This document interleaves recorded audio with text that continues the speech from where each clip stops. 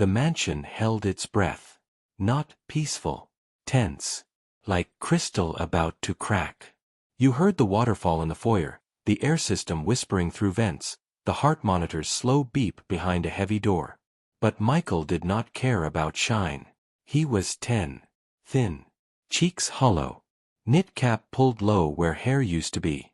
The billionaire's only son, small in a king-sized bed, clutching the blanket like a plank in dark water. Rest will help, Dr. Emma had said that morning, eyes on a tablet. We adjust the antiemetics and... Rest. Good word. Useless word. Michael hadn't slept in 40 hours. Outside his door, Robert Kingston stood with his hands in his pockets and his jaw set like granite. He still wore his navy suit. He still wore his watch, like a man who might buy a company between heartbeats. None of it worked here. Sir. John, head of security, kept his voice low. Your son asked for someone. For me. John hesitated. He asked for the maid. What maid? Sophia. New hire. 2 days. Robert pushed the door. Hinges whispered. He stepped inside, then stopped. Michael wasn't shaking. Michael wasn't crying. He was asleep. Head pillowed on Sophia's lap. She sat on the mattress edge in a plain uniform, brown hair tied back, cheap shoes kicked under the bed.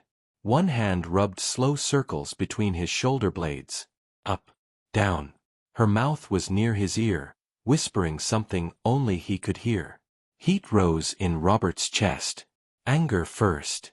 Then something worse, the awareness that this stranger had done what his money had not. What? Robert said softly. Do you think you're doing? Sophia looked up. Calm eyes. Her hand never stopped its motion. Helping him breathe. You touched my son without permission, he said. Who told you you could? He was panicking, she whispered. He pressed the call button. No one answered. Robert glanced at the wall panel. Red. Flashing. A crack opened inside him. Move away from him, Robert ordered, but quieter now. Sophia's jaw tightened. No. The word hung like a match near gasoline. John shifted in the doorway. Emma appeared behind him, murmuring, Protocols, Mr. Kingston. Before anyone moved, Michael murmured through sleep. Dad. Don't be mad at her. Robert's breath stuttered. Michael, he said, softer than he meant to be. Sophia kept whispering. You're safe. I've got you. In. Hold out. Her voice was a warm hand on cold air. Robert stared at the blinking call light. At his son's steadying chest. At this maid nobody had respected for 2 days. He swallowed. Why did he ask for you? Sophia hesitated. Then, because I answered the question he actually asked. Which question? He asked if he's going to die. Silence. And what did you tell him? Robert asked. Sophia's hand paused. That dying isn't what he should fear, she said. He should fear being left alone before it happens. Robert felt the floor tilt. Was he already leaving? A machine chirped. Michael's breath hitched. Don't stop, he rasped. Sophia's hand resumed its slow circles. Up, down. She looked at Robert. If you pull him off me now, he'll wake in terror. Robert opened his mouth. And the monitor spiked. Step back, please, Emma said, slipping past John with a tray of syringes. We have protocols. Sophia didn't move. She shifted her arm under Michael's shoulders instead. He's breathing better on his side. Emma's smile was thin. You're a maid. I'm the doctor. The word, maid, landed like a slap. Evelyn, the foundation's director, peered in, already on a call. Yes, Robert's son. Keep donors calm, she whispered. Then, to Sophia, release the patient so medical can proceed. Michael's eyes fluttered. Don't take her. Shoo, Sophia whispered. I'm here. Robert's voice came low. Everyone out. Emma bristled. Mr. Kingston. Out, he repeated. 5 minutes. Reluctant feet retreated. The door clicked. For a heartbeat, the room settled. Why did you ignore Emma? Robert asked. Because he's terrified, Sophia said. Sedation without trust becomes a nightmare the next time. Where did you learn that? My brother. Silence opened. Name, Robert said. Luis. How old? 8. What happened? Sophia looked at Michael first. Can I tell him? Michael nodded. She smoothed the blanket. We waited 13 hours in a waiting room that smelled like bleach and vending machine coffee. He had fever. His gums bled. He kept saying sorry for costing money. The nurse said the charity slots were full. The administrator said deposit first. Robert felt heat burn his neck.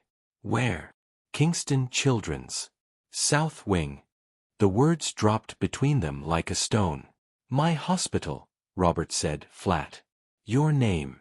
Their rules, Sophia answered. A machine chirped.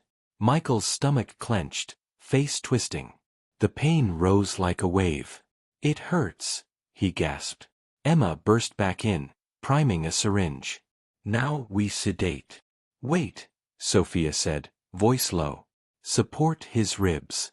Pressure here. The meds you're pushing hard make cramps worse on the rebound. He told me. He remembers. Emma's eyes flashed. He's a child. He doesn't understand pharmacology. He understands fear, Sophia said. Robert slid beside them. Show me. Sophia guided his hand to Michael's lower ribs and pressed, slow and steady. Here. Count with me. In, 2, 3, out, 2, 3. Michael latched onto the rhythm. His breath staggered, then followed. The monitor eased. Emma froze, syringe lifted. Rain needled the window. Emma set the syringe down. Minimal sedative only. Minimal, Robert said. And I'll approve every dose. Evelyn reappeared, whispering, media is circling. Donors want updates. Her eyes flicked over Sophia's shoes, then away. Optics matter. Pain matters more, Sophia said. For the record, you're overstepping, Emma muttered. For the record, Robert replied. She's the only one he trusts. Michael exhaled. His face smoothed. Then John's phone buzzed. He read, frowned, stepped close to Robert, voice a thread. Sir, message from legal and the board. Regarding the trial drug. Robert's eyes sharpened. What about it? They've declined your request, John said. They call it not cost-efficient. Effective immediately, the South Wing will restrict compassionate approvals. The room tilted. Sophia's hand didn't stop moving. Robert stood, slow. The man who buys companies like gum returned to his bones. Get them on a call, he said. All of them. Emma swallowed. Evelyn went pale. Michael gripped Sophia's fingers. Dad. Robert looked at his son, then at the blinking message on John's phone. 5 minutes, he said. Then I stop asking. The call filled the theater room wall. 12 squares, 12 faces, polite smiles. The board. Lamps. Suits. No children in sight. Evelyn handled the intro. Thank you for joining on short notice. We're discussing access to the new trial agent for Michael Kingston and the South Wing criteria. A director with silver glasses nodded. Our sympathies. Supply is limited. We must allocate based on projected response and budget realities. Robert stayed standing. No chair. Say it again, he said. Slow. Budget realities, silver glasses repeated. We weigh cost against outcome. It's not personal. It is entirely personal, Robert said. You're talking about my son. Another director leaned forward. If we bend rules for one VIP, we invite chaos. The South Wing already overextends charity care. Charity, Sophia repeated from the back, bitter. Several faces blinked. Who is that? My son's caregiver, Robert said.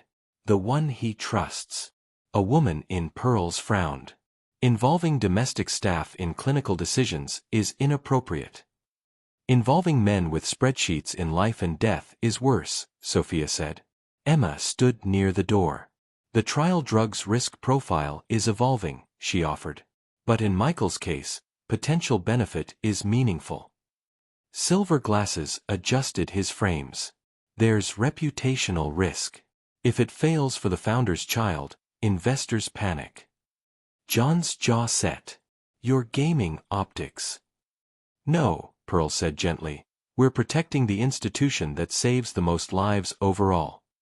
Sophia stared at the screen. Which children count? The ones with the right bank app? Or the ones whose mothers get told the charity slots are full? No one answered. Robert stepped closer to the wall of faces. The drug arrives tonight. Michael receives the first dose. Silver Glasses smiled. You lack authority under bylaws. The clinical committee denied the request. Who sits on that committee? Robert asked. 3 of us here, Pearl said. 2 external advisors. 1 compliance lead. And how many of you have walked into the south wing at midnight? Robert said.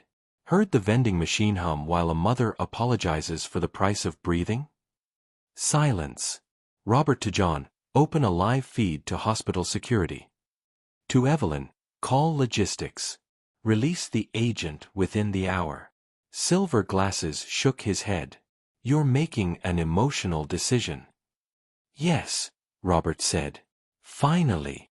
Evelyn tugged at his sleeve. We could lose donors. Then we lose them, Robert said. Emma exhaled.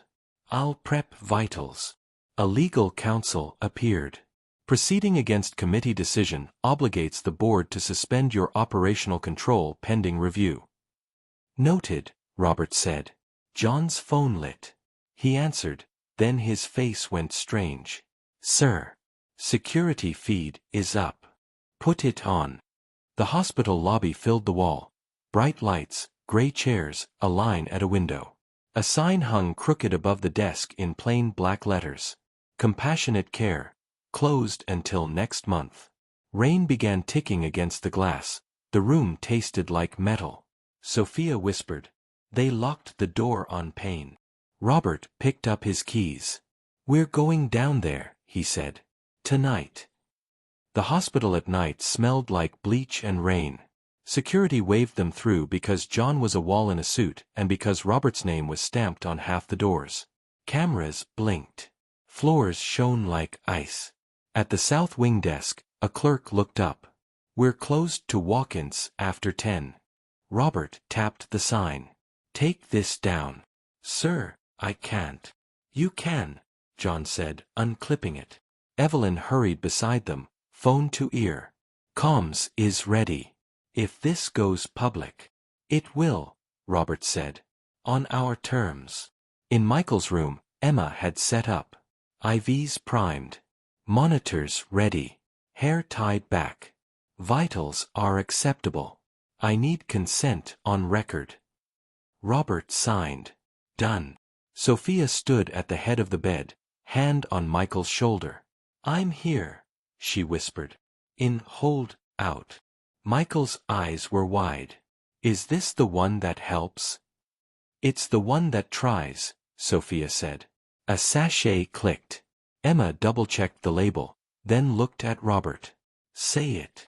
I consent, Robert said. Administer. The door opened. Silver Glasses and Pearl swept in with a compliance officer and 2 guards. You are proceeding without committee approval, compliance said. This violates policy. You violated purpose, Robert said. Escalation forces a governance response, Silver Glasses added. Effective immediately. You're fired, Robert said. Air vanished. You don't have unilateral, Pearls began. I just exercised it, Robert replied. John, Collect badges. The guards handed them over, almost grateful. Evelyn whispered, "We need a statement." "Draft it," Robert said. "Lead with, 'We were wrong.'" Outside, sirens braided with rain. Inside, every breath counted. Emma's fingers hovered near the stopcock. Sophia's knuckles went white, but her voice stayed even. The pump chirped. Clear medicine slid down the line like a thread of glass. Sophia leaned closer, voice steady. "Listen to the rain. Count with me." John stood by the door. Evelyn texted in quick bursts. The clerk from the desk peered in. Somewhere down the hall, a vending machine thunked. Michael's breath hitched. The monitor climbed, then jittered. Emma's voice sharpened. "Nausea spike. Basin." Sophia lifted his shoulders. Robert held the basin. Michael retched, then trembled. Sophia wiped his mouth. "You're okay. Nothing you do is wrong." The monitor steadied. Emma watched the numbers. Blood pressure stable. Heart rate down. She looked at Michael. Pain. He swallowed. Less sharp. Relief flashed across Robert's face. Pearls squared her shoulders. "What about other patients? You can't fling doors open because you feel guilty." "Guilt isn't the engine," Sophia said. "Love is." Robert looked at Pearls. "The south wing is open. Now. No deposits. No charity slots. Bill me." He faced compliance. "Put it in writing. I'll sign personal guarantees." Evelyn's phone buzzed. Media got wind. "Hide or invite?" "Invite," Robert said. "Let cameras see doors open." Emma checked the pump. First pass complete. Michael's lashes fluttered. He licked dry lips. "Dad." "Yeah, buddy. Don't leave." "I'm not going anywhere." Thunder rolled. Lights flickered once. The monitor hiccuped, a thin, high chirp. And then the line dipped. The line dipped, then steadied. Then dipped again. Emma's hand went to the dial. "Lower by a whisper," she told the nurse. "Watch the rate." Michael moaned. Sophia leaned in until her forehead touched his. "I'm here. Feel my breath." John eased his grip on the door handle. Evelyn stopped talking into her phone and started listening like everyone else. The monitor's stutter softened. Numbers slid back into range. Emma's shoulders dropped. "Hold it there," she said. "We ride the curve." Robert's hands shook. He hid them by smoothing the sheet. "How do you feel, champ?" Michael blinked. "Like the pain is farther away." "Good," Emma murmured.